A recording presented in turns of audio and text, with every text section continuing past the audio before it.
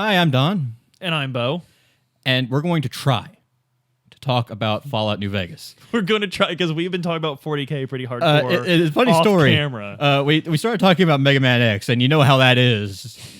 You start talking about Sigma and the 8 Mavericks, and you're like, hey, like 9 traitor legions, 9 loyal legions, and 2 missing. Sigma is literally Horus. Horus hits it all started with him.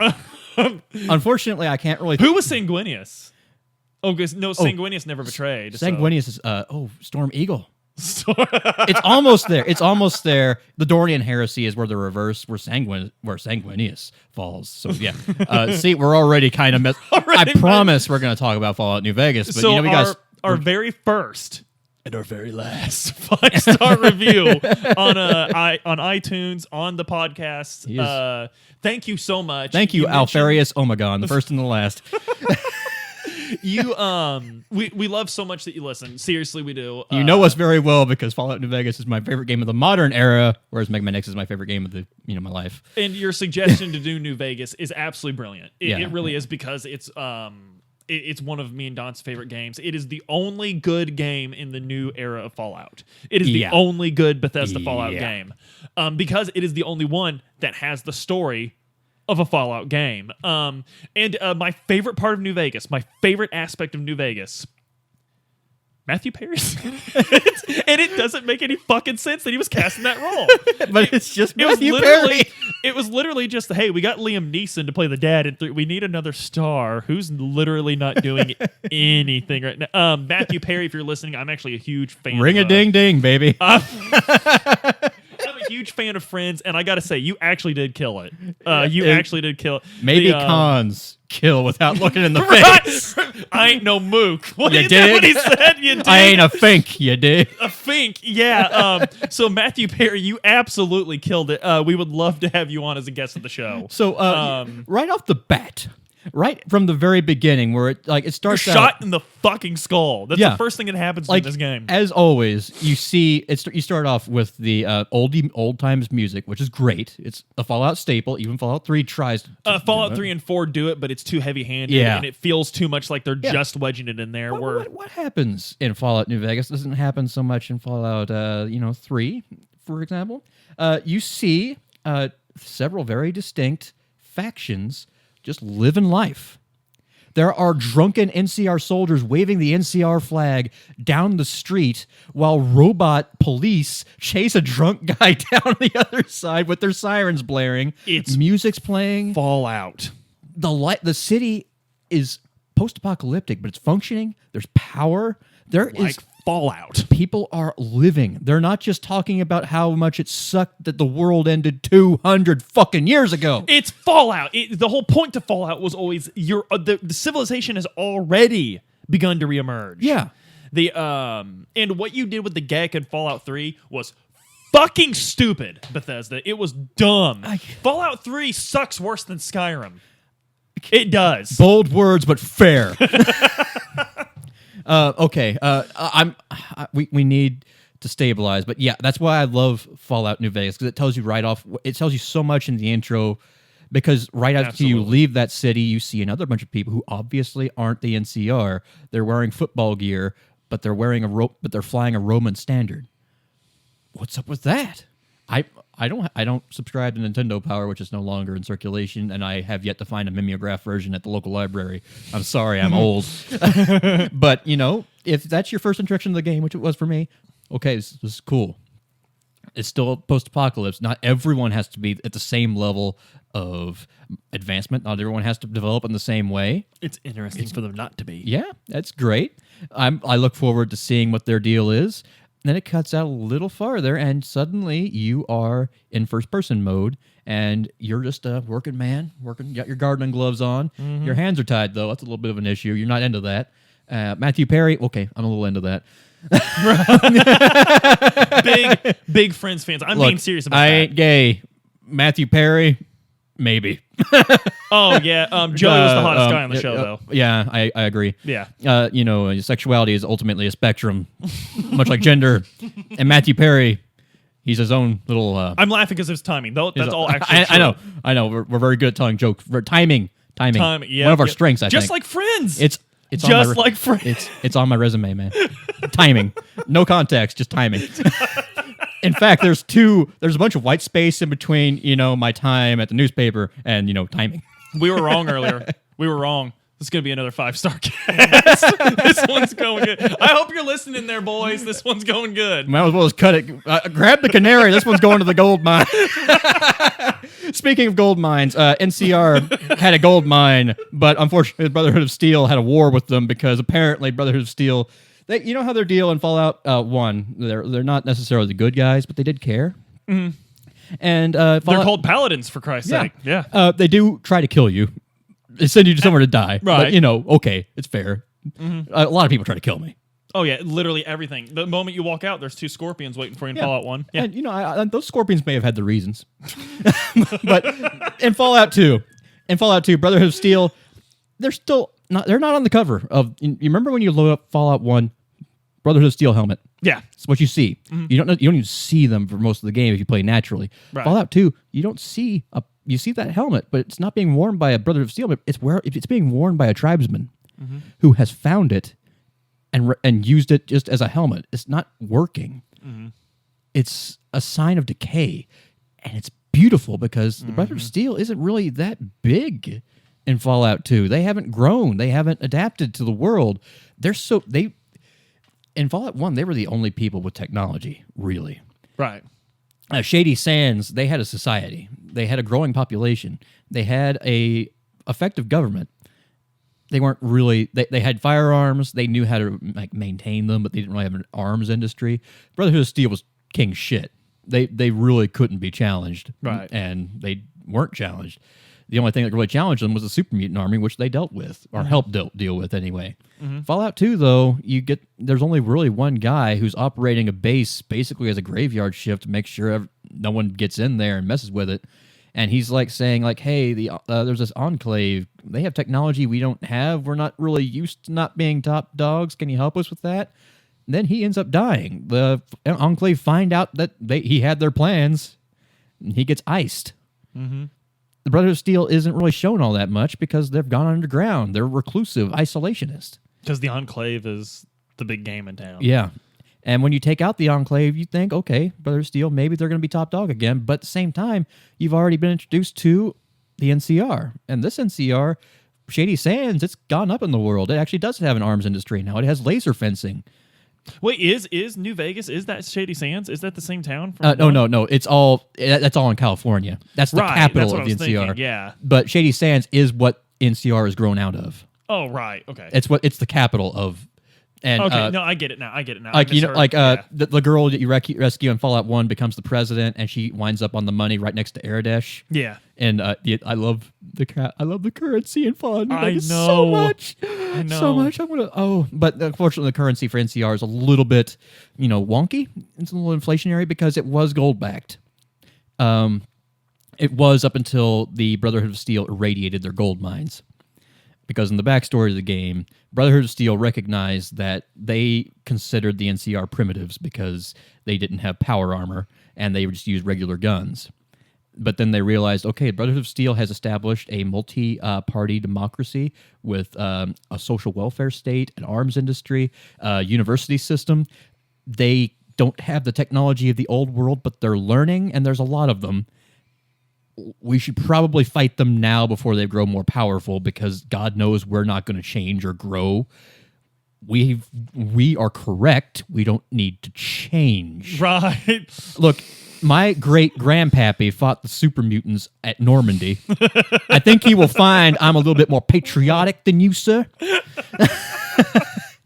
Unfortunately, you can like them. You can like older isolationist people like that, but you got to pity them, and eventually you got to go to war with them because they're going to go to war with you. Right. NCR wins that war decisively. It's not up for discussion. Contest, right? Yeah. The Brotherhood of Steel might talk about how glorious their last stands were. How many? But if you're talking about how many last stands you've had in the last few years, you're not in a good way. Right. Absolutely. It's kind of the. And that is kind of why you're seeing Brotherhood of Steel in Arizona of all or not Arizona, Nevada of all places. that's not the heart of their territory. They've been kicked out of it. Right. They are an offshoot, one of the last survivors, and they're not even trying to fight the NCR, even though the NCR have a weak hold. By the way, all of this is why why the storyline of the Brotherhood of Steel in 4 is so fucking lame. All of this that they bothered to establish, and then you go to 4 and see that, stupid. It's better than 3, and that's I don't even know if there is a It's like you're trying to do the limbo, and then you realize, okay, this is the pole vault, the pole jumping. Like, I did it, Dad. Yeah, good job, kiddo. Good job, kiddo. You're the best. I couldn't do that. Even if I were 15 years younger, I couldn't bend over to get underneath the pole jump. But yeah, let's not digress too much. Yeah, Fallout New Vegas is great because Brotherhood of Steel is iconic.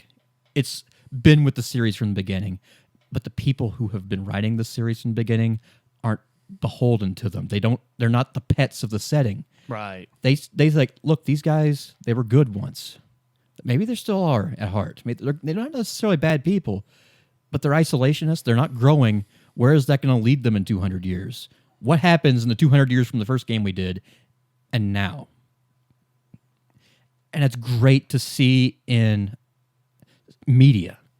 Absolutely. Like you get like when you have like, we talk about Warhammer 40K a lot. You know how some people like have favorite chapters that they always give plot armor to. Like, I'm not gonna point any blue fingers at any U-shaped icons. And I hate that Legion. Yeah. I hate that Legion. Okay, so you know how we might have accidentally released a Necron shard. Well, it turns out that was actually a good thing when you think about it. Right? They always do that. Like, actually, the Brotherhood of Steel is great if you think about it. Like, I'm not saying that. Like look, I'm not saying 1950s America was the worst of the worst. I'm saying what we have now is kind of better in some ways. Yeah. And maybe we couldn't keep going that way forever. Maybe we had to change, and if we couldn't change, we'd have fallen. And that's what happens to the Brotherhood of Steel. They don't have plot armor. So cool. It's so cool that they did that. They are a minor faction. At best, you can keep them around like a Native American reservation. Right. Because the NCR doesn't need them. They're still a little bit ahead of the NCR, but not much. The NCR's catching up. They have power armor of their own. It's not as good. They have to strip it down a little bit, but they're learning. It's there, right? When you talk about the NCR, like this. What you're seeing of the NCR is a border outpost. This is the Wild West, which is great. Oh yeah, because the whole game has always been a Western motif, and it's weird that you can't do it in California anymore because it's all civilized. And one of the best parts of Fallout 4 is that one of the characters, the guy who shoots your wife and steals your kid, is the best character in the game because he talks about how he grew up in California. Like, there's no life for an outlaw in civilization. Because I grew up listening to radio plays and playing with video games, basically. Mm-hmm. He lives a modern 50s life in NCR. Unfortunately, NCR has also grown a little bit. It's not collapsed. It's still a very strong state. Maybe even has a bright future, but it's got problems. There's corruption. And there's a certain guy we'll talk about a little later who talks about this in a little bit better detail. I don't want to get too far into it because we need to get back to Mr. Perry. Mr. Perry, our next week's guest. Yeah, he shoots you in the head. Yeah, because he's just cool like that. I'm sorry, you made your last delivery, kid. I'm sorry you got messed up in this scene. Oh, and it is. It's one of those things where it's a nothing personal kid scene. Yeah, like, it really is. And it's so cool. And then Doc patches you up. Yeah, and I really, and this is really important for me on a personal level. He doesn't say, I understand you were born under a certain sign. Hey, Dragonborn.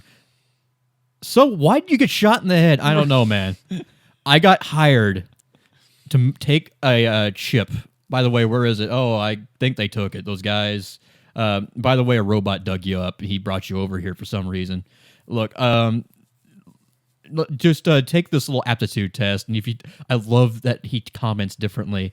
If you have like a intelligence of under 3, like, dude, I did my best. I'm sorry. Right. Like, and if you do it like intelligence of 10, I think that bullet might have done you some good. And yeah, there's so much heart in this game. It is so much. Now it is an Obsidian game, so there's going to be breaks like the famous. So you've been shot in the head. Let's see how you're coping with it. And then occasionally his head will just spin around because the game will break during the scripted scenes. AI has trouble sitting down, so occasionally the head will move and the body won't. It's great. I love it. I love it so much. You walk out and of course, you've just been shot in the head.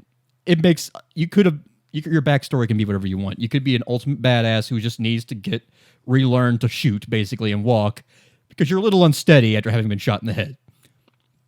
Or you could just be a delivery man who was never very good at it, but now is thrust into a very awkward position because somebody just stole your package. Maybe you're mad about being shot. Maybe you're just a really dedicated postman. Maybe package deliver, sir. Maybe, you know what? I think being shot in the head qualifies as disability back home. Right. I'm going to just hang out here. Because presumably the NCR has disability and Social Security and all that. Anyway, you hunt some geckos, do some standard quests. This is a nice western town. They've got a well. They've got a functioning society. They raise cattle. They have a small but important place. It's Yankee Town. For us. Yeah. Oh, yeah. They're like the people who live here, they might. I commute. I used to commute to Vegas for the service industry, but then the Deathclaws took over the quarry over there. You're going to want to take the I-95 down here. It's broken to hell. There's bandits, but, no Deathclaws. It's longer, but ain't no Deathclaws. You're going to get there. And best way, you could go to the NCR outpost over here by the border, and you could, talk to a caravan. Maybe they'll take you on. It's great because it's telling you everything you need to know. This is if you got options. If you are in civilization, like in Dayton, Ohio, and you come and if you're in a private plane, you have to touch down in a field, and you find us. This is how we're going to give you directions back to civilization. Right. Look. Hoosier National Forest, it's Deathclaw mating season. You're going to want to stay away from Lincoln City, at least, and don't travel at night, and travel with calibers of nothing below 44. Go for the eyes, if need be. But yeah, it's completely organic. But if you do go to Deathclaw Alley, there are people who will stop you in hard hats. These are people with jobs. They're not bandits. Mm-hmm. They don't shoot at you on sight. A guy walks up to you with a sledgehammer and says, well, I can't say that I don't mind not breaking rocks, but these Deathclaws are putting a mint in our quota right now. And look, these are good salt of the earth folks. These are NCR work crews. Mm-hmm. This quarry is being used for development back home because NCR is a functioning modern nation state with a tax system and public works. Mm-hmm. They have railroads they're trying to expand to their borders, which are rapidly growing, but a little bit checked right now. We'll get to why. At the Hoover Dam, which is important because it's still functioning, and the NCR is trying to bring it online. They're not tech priests, but they're getting there. They understand what it is and why it should work, and they can get it working. Using the Hoover Dam in Las Vegas as because it's plausible why Hoover Dam could just be turned back on once you figured it out. Yeah. It's the setting of Las Vegas is perfect. Yes, for a post-apocalyptic game. And then, eventually you do make it to New Vegas. I know obviously you've spent 48 hours not in Vegas at this point. Right. But for narrative reasons, you make your way to Vegas the long way around because you need to find this chip. And the guy, the friendly sheriff robot, howdy, partner. What's his name? Damn it. Hold on. I hate myself so much for not knowing. Howdy, partner. I'll look it up. Yeah, so you find your way into the slums of Vegas because let's just say you're going straight there. You're not playing the game right. You're not amassing wealth. You went to the quarry they told you not to do. Yeah. You wind up in the slums. You don't have enough money to make it into Vegas proper. You got to flash some cheddar at the gates, which makes sense because, this is a pretty high society. But the slums, It's not just full of bandits. There are people who are bandits, but they are treated like bandits. They are outlaws. Like there are more people who are law abiding or breaking laws like public drunkenness or jaywalking than like I need my jet. Blood for the blood god. Oh yeah, Jet's not even in New Vegas, is it? I think it is. But it's subdued. It's off-brand right. because Jet is technically the original brand of Jet was apparently taken offline when the cow fart machine was taken down in Fallout 2. But yeah, it's there. A bunch of drugs are there actually, and you can try to clean it up a little bit. You can try to clean up the slums, but basically it just amounts to going to the anarcho-syndicalist commune, the followers of the apocalypse, who have also carried over from Fallout 2. Mm-hmm. Mm-hmm. But they're in, and where they are, it actually makes a lot of interesting sense. They were educated. They're leftists, obviously. They're not necessarily like they're all like well, leftists aren't exactly easy to quantify. They're very a very generalized, reformist, idealistic. Don't actually attain power because that's wrong. Right. We're sticking to our values. Doctors Without Borders, teaching people to read philosophy, even though practically knowing how Kant works isn't really going to save your life. But it's a part of your heritage. It's important that we keep it. Mm-hmm. And it's just great because they've taken over the old Mormon fort, and they're basically that's so good. And they have like a little camp set up, their own little society, and they don't run the slums. They're just trying to make a difference in any way they can. And you can see that they're doing good. You can see that they're never going to actually achieve their goal. Right. It's very realistic in that sense. A leftist never achieves their goal. That's not a leftist job in the pattern of history. Right. But, getting that one guy who used to be a good mechanic to clean up and find some agency in society again, that's a victory. Right. It makes you feel good, even if it may not give you huge experience. It may not be fighting a behemoth with a bunch of Brotherhood of Steel people who are in DC for no reason. Blimps. But it's there. I was so much more... When you walk out that door and see that blimp flying overhead, I was like, motherfucker. It was... I give Tactics a pass because it was funny. But... helping that guy feels so much more real. Like, I made a difference in my community here. Like, it's not great. It's never going to be much. But this guy is having, this generator's working now. This guy over here, he kicked his drug habit. These kids are going to live to learn to read. And these NCR refugees, these natives, they're like, I love the friction between them. Oh, they got enough money for their citizens, but not enough for us. And then the NCR, meanwhile, they got enough for these New Vegas natives, but not enough for good, proud NCR citizens that can practice a 5-question quiz. And I love that the natives aren't just called the slummers.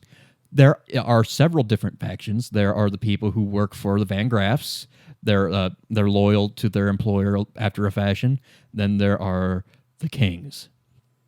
Oh yeah. And if ever, I love that the Kings they're the coolest faction by default, my man. This is my dog. He doesn't like hats. I think it's because it rhymes with cats. I love that they couldn't get the trademark for any actual Elvis songs, so they had to play some degrees of separation.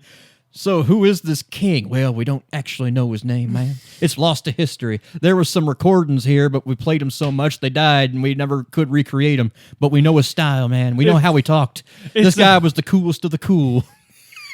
And in his memory, we honor his memory by living his lifestyle, man. And just the idea that there is a faction called the Kings that are there is a literal tribe of Elvis worshipers in New Vegas.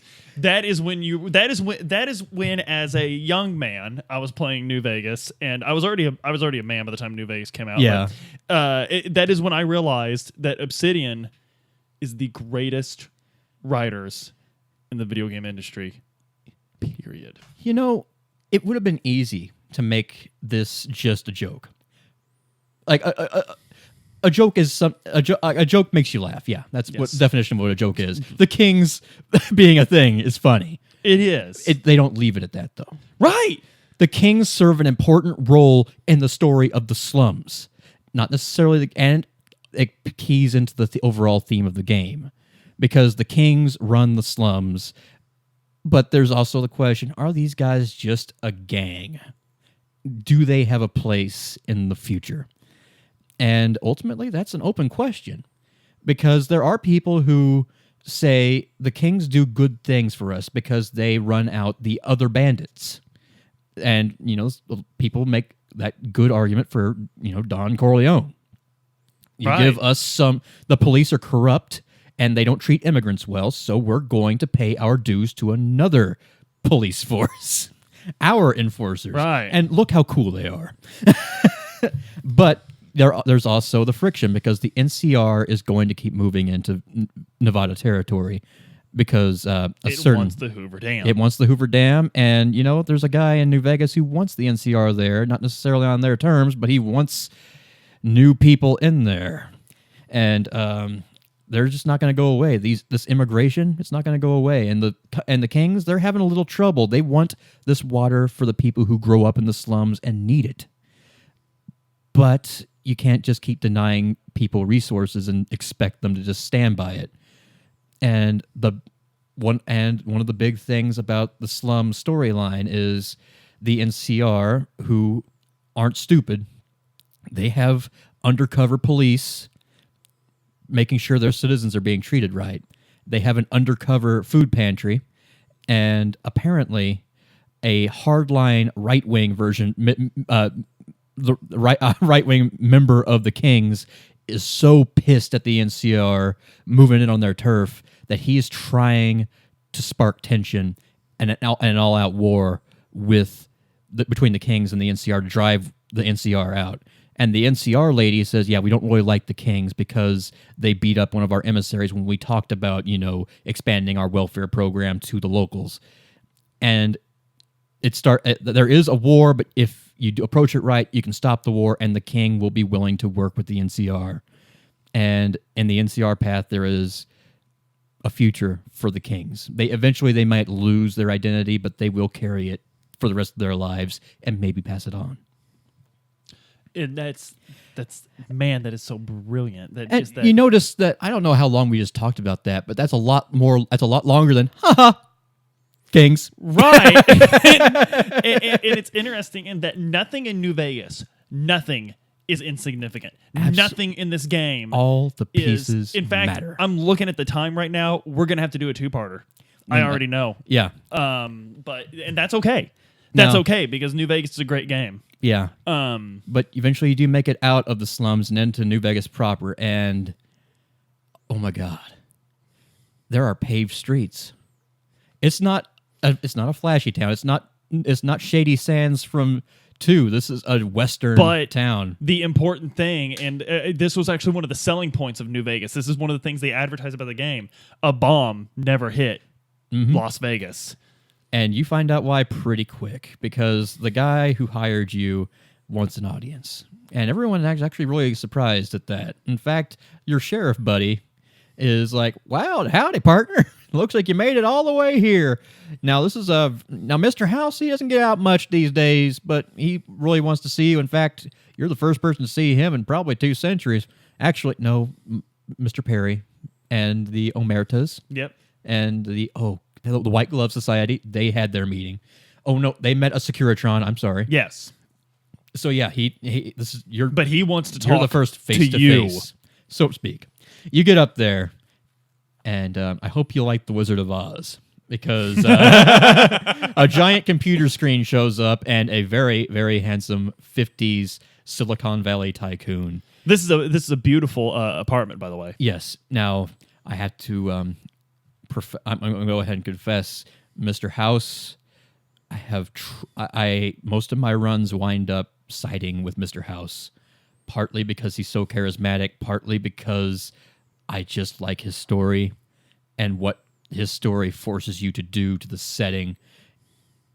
If it's not Mr. House, it's either it's usually NCR. I very rarely go with the wish fulfillment. I'm gonna take over, which spoiler is a thing you can do.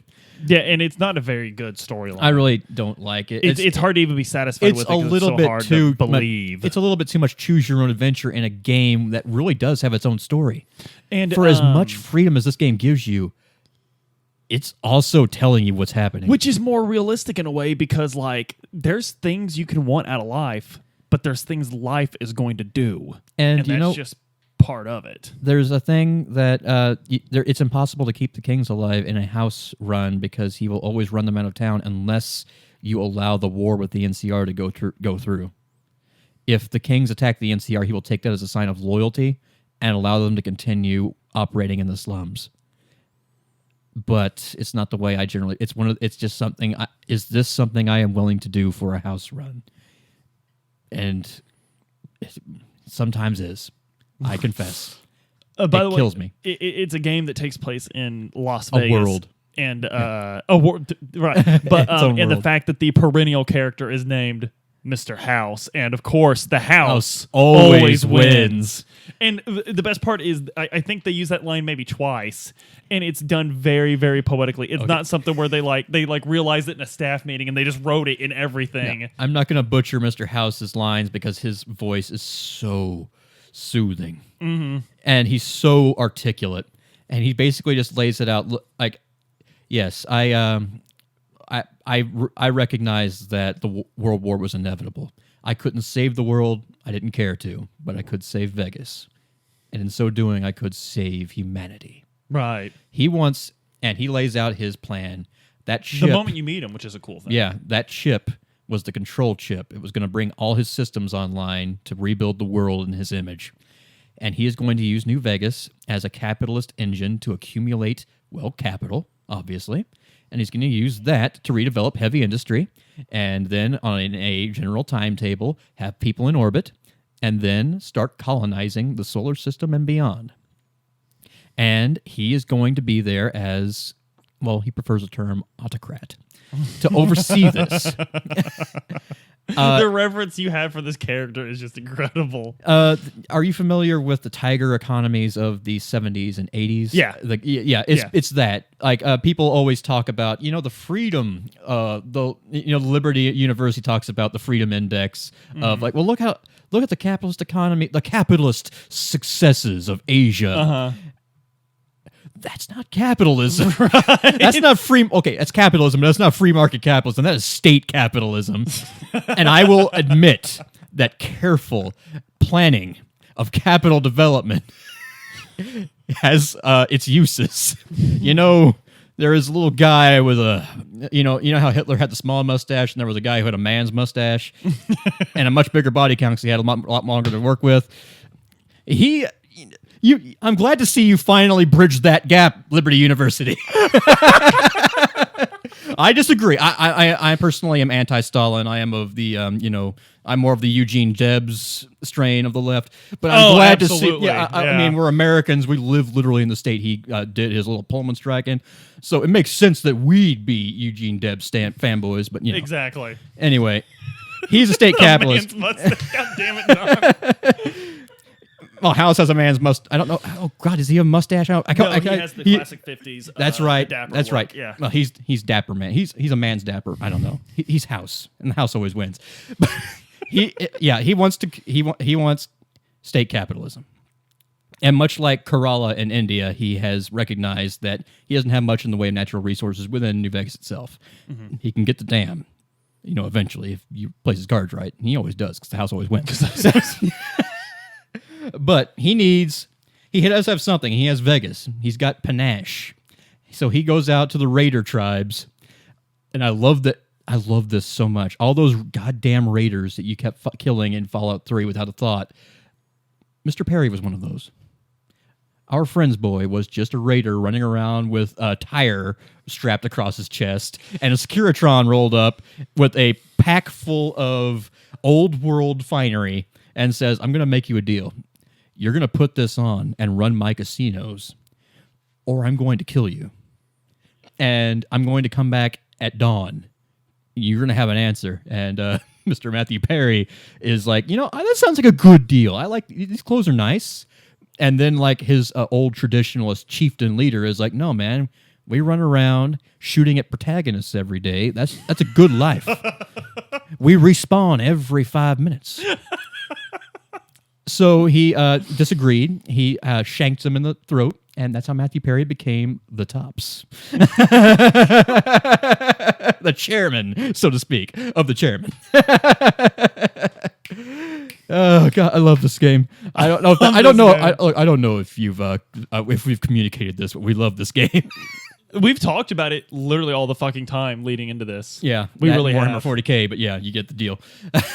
Well, I mean, on our podcast, we bring up New Vegas all the time. Unfortunately, Matthew Perry got he pulled his own little Horus heresy because he was the most trusted adjutant of House. Mm-hmm. Then he got ideas of taking over for himself, but Matthew Perry's when you confront Matthew Perry, it's hilarious because what the fuck, right? It's such a good scene. I love that you can joke in this game, and like your jokes. Like, if you fail a speech check, it doesn't just fail, you just fuck up. Like, when you meet House for the first time, you can try to barter with him to get a better reward. And, like, you can either convince him through rational debate, or you can make a terrible pun, like 35 out of 50 barter. You better give me 200 caps or your ship out of luck. And he doesn't respond. He just kind of stares at you. Yeah, you're going to get 100 caps.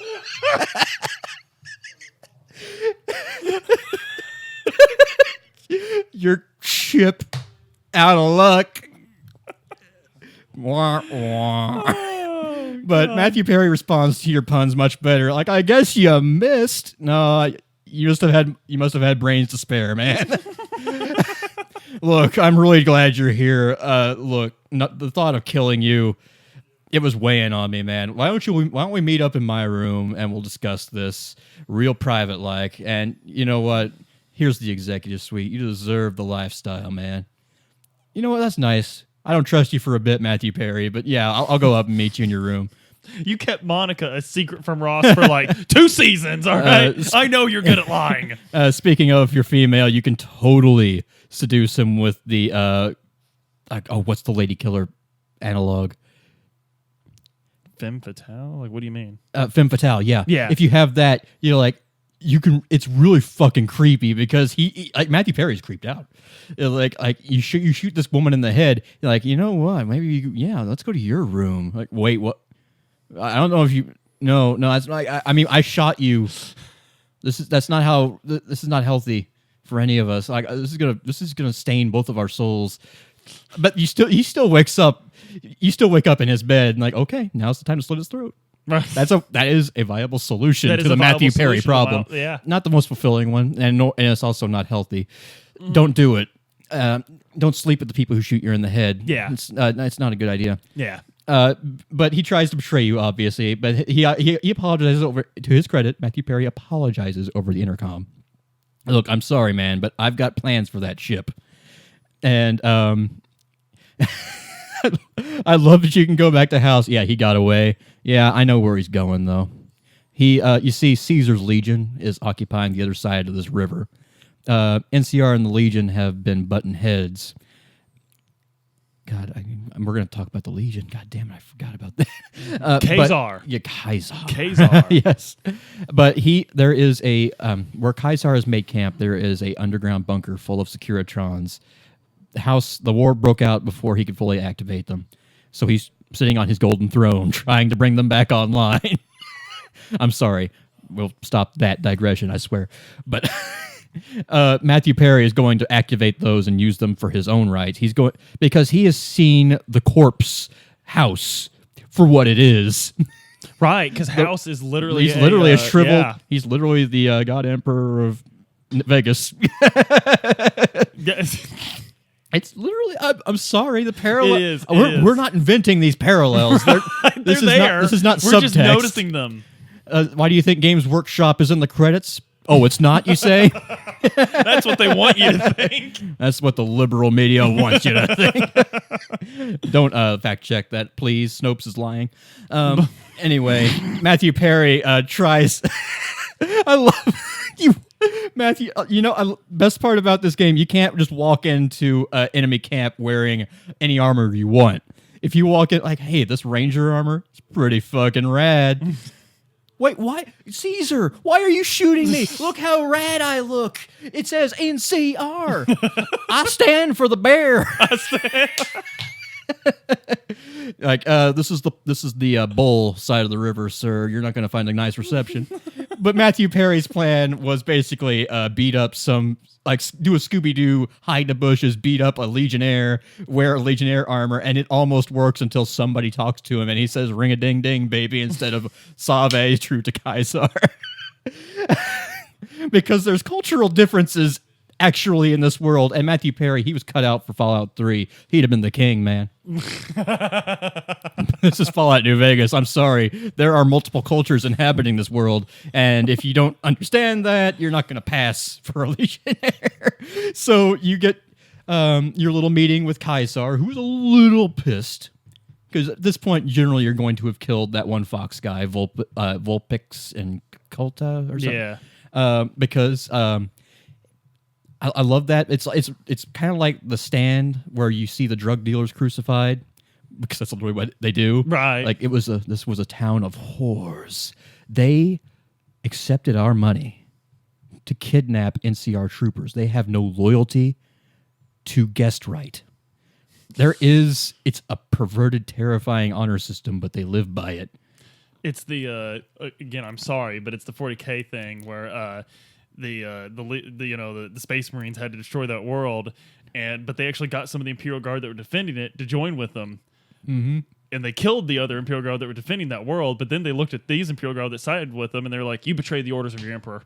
And they killed them all. They're like, no, your orders would destroy this world, so obviously the Emperor thinks that. Nope, the Emperor's orders to you were to defend this world. Now go bury the ones you killed with honor and come back here so we can kill you. Well, except for the one guy who gets the lottery to spread the message of Caesar's Legion. Right. Woohoo! Who won the lottery? I did. Smell that air. Can't you just drink it like booze? And then he gets eaten by a bear. Oh, I fucking love this game. I love this game. But anyway, you talk to Caesar, and I always leave myself a little leg room to gain some favor. Mm-hmm. Like, I help him fix his artillery piece so that I can get some, or I go into the pit, the slave pit, to fight there so I can get some reputation with Caesar after the reset that allows you to go to him, because I like to talk to him. Caesar is not just some raider leader. He has a very, very interesting story. And he was a follower of the apocalypse. And he was a true believer in that group's very left-wing vision of humanity has to keep... We need public education. We need a university system that's available to everyone. There's no hierarchies. We need... Look, the light of humanity burns in every man. Like, maybe not every man... Like, maybe not everyone's equal, but we're going to treat everyone as if they are and give everyone the same shot. And, he believed that. He believed in being the torchbearer of humanity. He just took it a little bit more literally. In his words. You see, like leftists, they value all cultures. Maybe not equally, but they think every culture should be at least be recorded. It's like, people say, oh, moral relativism, everyone's equal, no one's better. Who could say that cannibalism is not any better? Like, that's not what moral relativism is. Right. It says there are systems that are objectively better, but that doesn't necessarily mean there's an objectively correct system. Right. It's a lot. I hate, like, I have problems with Sam Harris. I'm sorry. I'm sorry. We'll talk about philosophy some other time. But Caesar is going to keep talking philosophy, so it might come up again. Basically, he was a follower of the apocalypse who went out into the world to do that group's work, to catalog humanity. He joined Greenpeace. Teach people to read, teach people to build medicines, shelters. Basically, what you do in Fallout 4, like you don't need to just build like windmills out of airplane parts. You could just do this out of normal parts, and like this is how you make a dynamo. This is how you read a book. This is how you make stim packs. You can do it with local wildlife. If that wildlife doesn't exist, there is a trading network. With the Mormons up in Utah have a very vast trading network. You can get that resources from them in exchange for livestock. This world is so fundamentally developed. It brings a tear to my eye when I play literally any other game. But at some point, he gets kidnapped by the Blackfeet, a relatively primitive, relatively weak tribe, but very warlike. And he's got a guy with him called John Graham, a Mormon. And a literal Mormon, a missionary, missionary. He is the religious missionary as opposed to the leftist missionary. And they get along very well. Despite whatever disagreements they might have about faith and ideology, they are both have the same mission. I mean, Christian socialism is a thing for a reason. Right. We experienced that here with New Harmony. Yes, here in Indiana. Absolutely. Yeah. And like I believe our Pope is about to start a civil war with Opus Dei. And now I know the Republican Party of the 19th century in New England was talking about Christian Catholic alligators invading the United States and having a secret meetings to do something. Well, they were actually right. We've been preparing for this crusade for quite some time. All hail Pope Stalin. Yeah, kidding, of course. Kidding, of course. Well, we're NCR men through and through.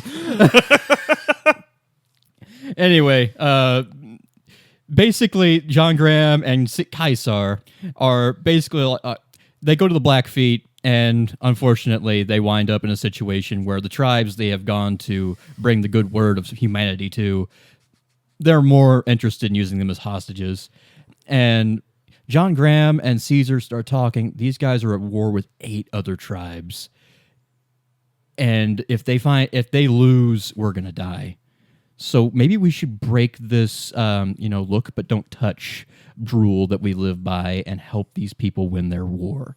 So Caesar goes out and uses his knowledge of history and tactics and chemistry to help them make and maintain firearms, to use the melee weapons they have more effectively in unit tactics, and he uses the knowledge of Roman society because he feels that this tribe would blend right into that. It would work with their religion, their daily habits. He's not going to make a Marxist society overnight from a primitive one, because he understands the dialectic. He quotes the goddamn Hegelian dialectic in his conversations. Does he really? He does. That's incredible. He doesn't just quote dialectics. He condescendingly explains what dialectics are. Oh, that's so good. It is such God, dude. Like basically, like So I've never noticed with my help, but I always killed it. Yeah, I know. It's very satisfying to take, a certain sniper who lost his wife to slavery at the hands of Caesar into his tent. Right. Thumbs down, you son of a bitch. That's literally what I always do. I come back and do it. I come in. Look, first I get my dialectics fixed, then I get him back.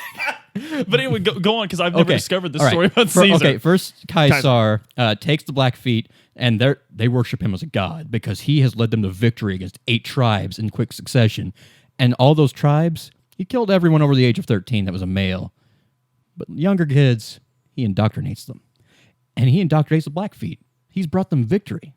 In their society, that's everything. So they're more than willing to hear him ministrate his word. For the first time in his life, him bringing the word of human civilization and rekindling that fire of humanity, it actually seems to be paying dividends, not in some far future like the followers of the apocalypse.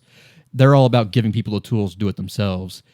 He sees in real time the power to transform a society from primitive tribesmen to something akin to civilization as he knows it.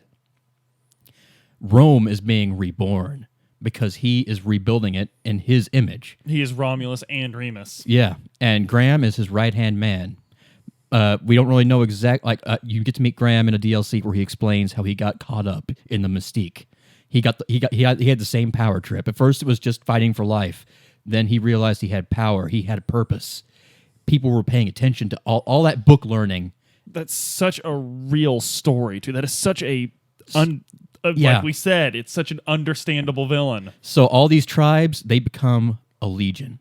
Gradually, all their tribal markings are scraped off. As painful as that is, they're happy to do it because they're not Blackfeet anymore. They're legion. That means something. And they do horrible, horrible things, but they rapidly develop a society, and they bring a certain brand of law and order to Arizona, which up until that point was very lawless. Oh God, the guy from the Mexican, what's his name? The Mexican actor, Machete. Damn. Danny Trejo. Danny Trejo. Yeah, the ghoul, Danny Trejo. He talks about the Legion as he's one of the people who doesn't care if you join the Legion because he lost a surrogate daughter or sister to bandits, and the Legion has killed all the bandits in Arizona. Killed a lot of other people too, but merchants also love the Legion because they pay their taxes, and as long as you're not a woman, they treat you all right. Right. Women are chattel in this system because he's inventing Rome.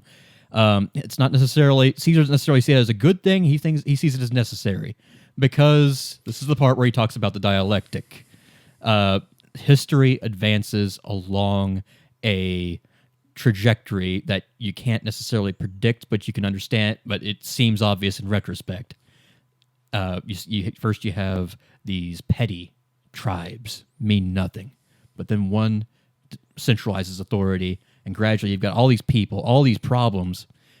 Eventually, new solutions are going to be born, and then society's going to advance, and then they're going to start industrializing new problems, more people leaving the countryside, coming into the cities, working together.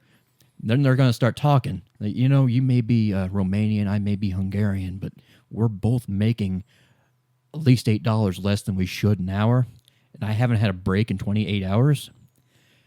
Maybe a union break tonight wouldn't be the end of the world. Marx sees industrial capitalism as a necessary and good thing because it brings people together. It breaks down those national barriers. Caesar wants the same thing. He's just making it happen through personal agency on his own timetable. Right, so it's sort of the character I see most analogous to Caesar is Leto Atreides, not Duke Leto, yeah, but the second Leto, because it's like, hey, I'm going to become a ruthless bastard of a dictator, but it's because I could see all points of future. I can chart the course, to eventual freedom. Yes, it sucks that all these people have to go through this. But this is the future. And Caesar doesn't know that this is going to happen. Leto did. Yeah. Caesar doesn't, but he thinks through his knowledge of history. Like, I didn't know all this because, again, I always thumbs down you son of a bitch. Yeah. Because it's so satisfying. So what is Caesar's? This is amazing. What is Caesar's end game? He was a citizen of the New California Republic. And he was a leftist, obviously, so he's seen a side of the New California Republic you're not going to see from someone who doesn't really think in ideological terms. He sees the New California Republic as little more than an oligarchy, which it is. The cattle barons run it, and it's running on military expansionism, but eventually that's going to run out, and there's a bunch of discontent in the NCR. They're not using the resources effectively. That one nice, humble, Western as hell ranger talks about how you don't see Blakes anymore in California. We drained the aquifers of everything they had. There's a real sense of palpable loss. You don't see the New California Republic. You know it's advanced. You know it's got problems. And as a leftist tends to see problems that other people try to ignore. Caesar is one of those people who sees the problems the left sees, but does not like this patient. He's willing to adopt other. He doesn't have leftist principles. Basically, he sees the problems. He's going to solve it in his own way, though, and he's going to use the tools he has, and that is a bunch of nationalistic pricks. We're not dealing with Marx. We're dealing with Lenin. Well, it's a little, kind of. Like basically, in the broadest terms possible. Taking Russia from look. Maybe we don't need Russia to be a state capitalist. Maybe we can skip from feudalism to capitalism on our own terms, and then build socialism, Or he could be Mao. Like, maybe we don't need capitalism. Maybe we can go straight from feudalism straight to socialism. Well, if you've read The State and Revolution, Lenin's ideal was, hey, once I get everything working just the way I want it, it will eventually go to just pure happy anarchy. Yeah. That was his vision. That's fine, yeah. That's good. But anyway, Endgame of Caesar. Sorry for the digression. But the guy said he liked our digressions. Okay. Endgame of Caesar. You could tell Caesar point blank. What happens when you die? This is an autocracy, and you're not Mr. House. You're not immortal. Mm-hmm. Well, I've got a plan for that. This empire that I built is not the end game for me. The NCR has its problems. In New Vegas, it's got problems. But how does humanity solve problems? By having no other choice. When you live in close proximity, problems are going to be solved whether you ideologically like it or not. When like most things enacted by like Nixon with the EPA, for example, that's not a right-wing thing to implement. Right. He did that because he had to. Yeah. Because situation demanded it. Mm-hmm.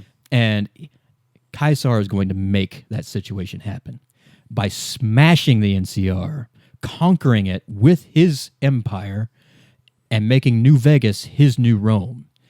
Arizona and California, East and West, are going to live together. And they're going to have to live together. Well, Nevada and California. And yeah.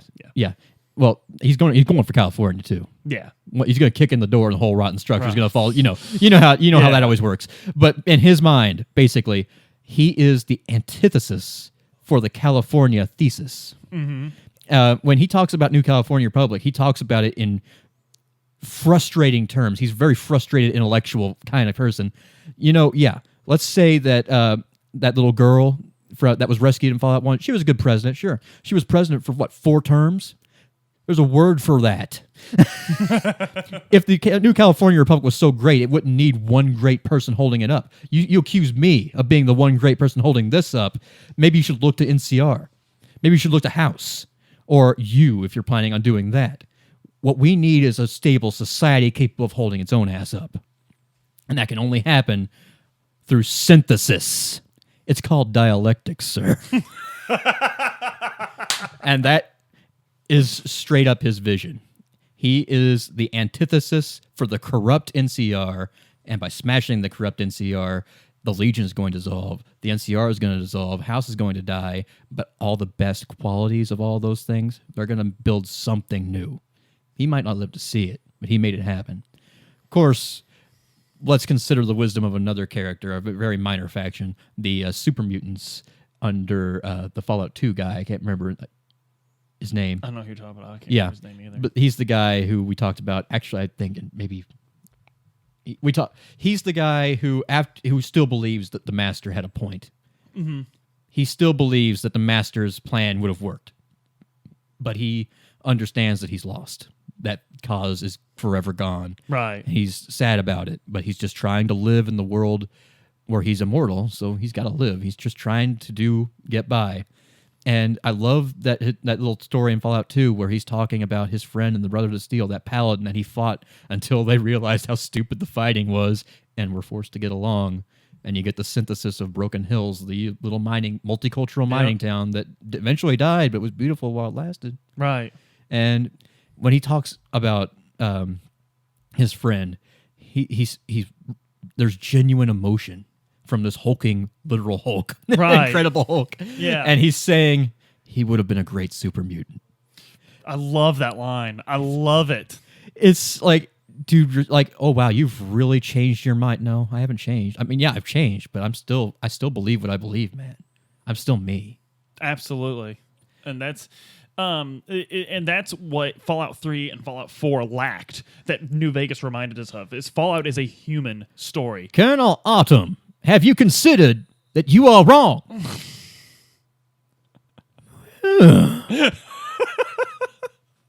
I'm gonna go smoke a cigarette on a sunset.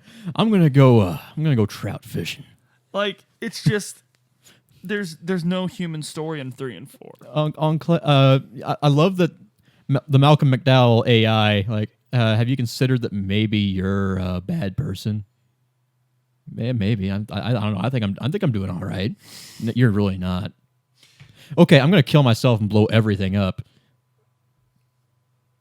Okay.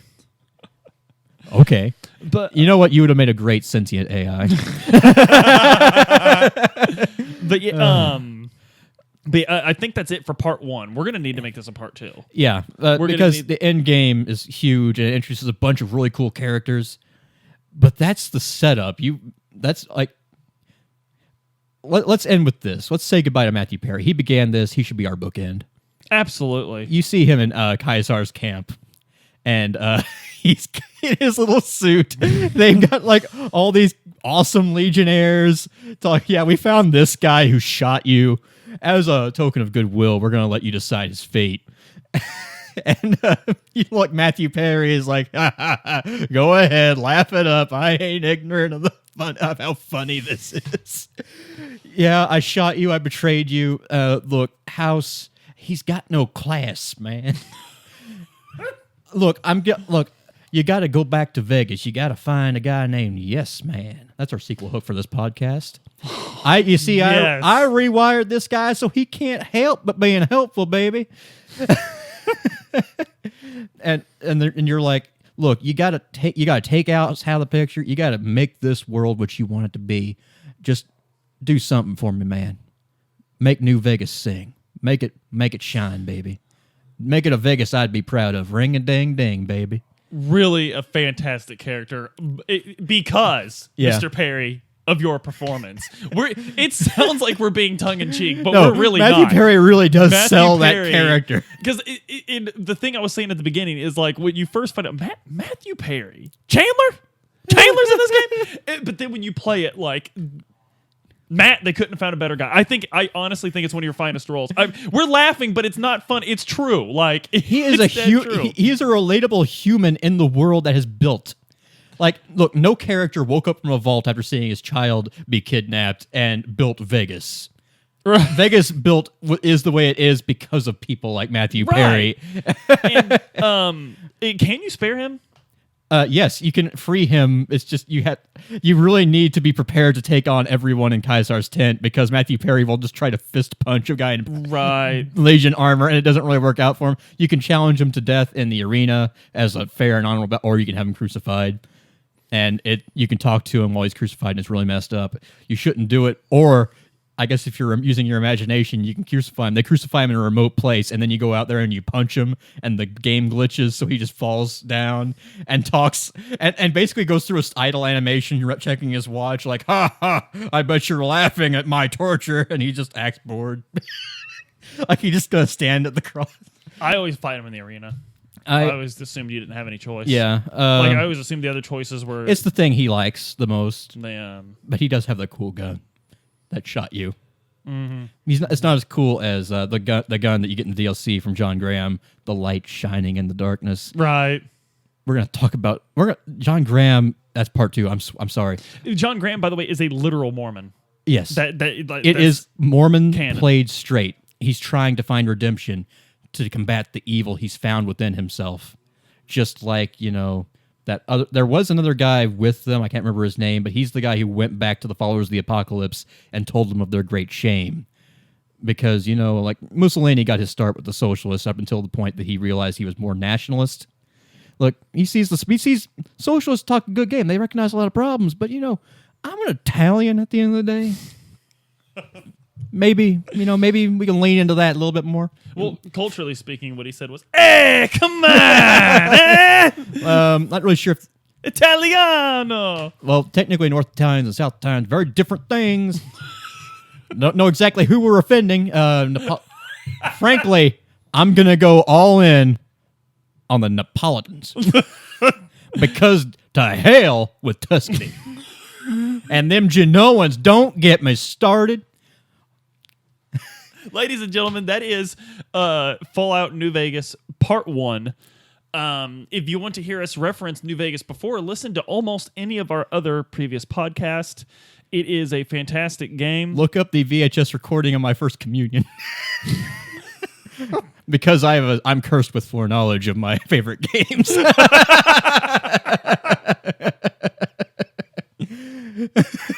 Okay, that's part one. We were Donaram. You were whoever you are. You keep shining, brother. You make Vegas swing. Make Vegas swing, baby. Ring a ding ding.